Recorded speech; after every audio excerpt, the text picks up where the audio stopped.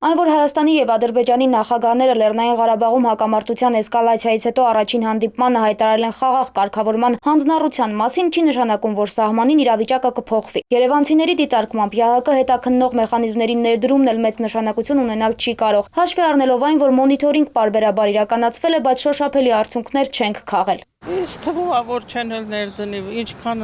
միշտ ինչ խոսում են, նույնն էլ մնում է։ Երբ փոփոխություն լինում, որ զոհ ունեն 20 տարեկան մի հատ, էլի հարձակում, եթե 3 հանդիպել են, 3 իրիկունը նորից էլի կրակոցներ։ Հանդիպումը առաջխաղացում է վերջին հաշվով, ուղղակի մեր նախագահի վերջի ելույթի ժամանակ նախագահն նշեց, որ հնարավոր չի հանդիպման ընթացքում ինչ-որ բանակցություններ վարել, երբ որ այն կողմից կրակում է։ Բնականաբար, եթե առաջնահերթ դադարեցվի այդ ագրեսիվ դրսևորումները Ադրբեջանի կողմից, արդեն բանակցությունները Մինսկի խմբի ֆորմատով բավականին բան կտան, որ պատերազմը լուծում չի էլի ոչ մի դեպքում։ Ճիշտն ասած, ձեզ հիմա արդեն ոչ մի բանը չեմ վստահում, չգիտեմ, չեմ կարողացել, որովհետև ամեն մի կողմը մի բան ասում է։ Եթե մեր մոտ արդարություն լիներ, ասենք մեր նախագահան գնացել է մեր համար պայքարելու։ Ադրբեջանի մոտ ոչ մի փոփոխություն չի լինի։ Այսինքն դեր չի խաղա այդ իրանց հանդիպումը, միևնույնն է, այդպես էլ իրանք կշարունակեն։ Մեր հայերը ճիշտ է, իրանք խախտում չեն անում, ինչ որ ասվում է, այդպես են շարժվում, բայց մեր զոհերը շատ է լինում, անիմաստ ավելավ է, իրանք էլ նույն ձևի վերաբերվում։ Ամեն դեպքում կարծում եմ պետք է բանակցություններն ընթանան։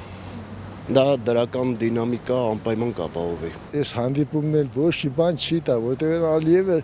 անպետք սերիկա խափեպա մարդ է։ Քաղաքացիների դիտարկմամբ արդեն իսկ նշանակություն չունի հունիսին Ադրբեջանի և Հայաստանի նախագահները կհանդիպեն, թե ոչ ապրիլի 1-ից առաջ ևս հանդիպումներ խաղաղ կարգավորման վերաբերյալ հայտարարություններ եղել են, բայց Ադրբեջանին զսպել ոչ ոք չկարողացավ։ Բանը նրանումն է, որ կարծում եմ Մինսկի խումբն էլ ձևական բնույթ է կրում, որտեղ միակողմանի ամեն ինչ փոխանակ մեղավորին մեղադրեն, ընդհանրացրած են խոսում, որն էլ երես է տալիս Ադրբեջանին։ Ռուսական կողմը ինչպես միշտ երկկողմանի խաղ է խաղում։ Ադրբեջանում Ադրբեջանի եղբայրն է, գալիս է Հայաստանի եղբայրն է։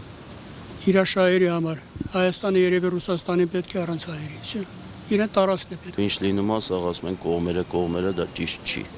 Ագրեսորային կողմից է, ինչի պետք է Հայաստանն էլ հավասարեցվի։ Հարցախոզի մասնակիցները շեշտում են կկարողանանք վստահ ասել, որ բանակցությունները ձևական բնույթ չեն կրում, միայն այն ժամանակ, երբ Արցախը բանակցային սեղանի շուրջ կլինի, եւ մեր դիրքորոշումներն առավել կոշտ կներկայացնենք։ Որպես ռեալ նայում ենք, ոչ մի բան լավ չի երևում։ Բայց քանի որ մենք հաղթանակած ազգ ենք, հիմա պահով, արժանյան պահով, եթե հաղթանակած ազգ ենք, պետք է մեր դիրքը ավելի ամուր լինի։ Անի Գևորգյան, Վրեժ Մարգարյան, Առաջին լրատվական։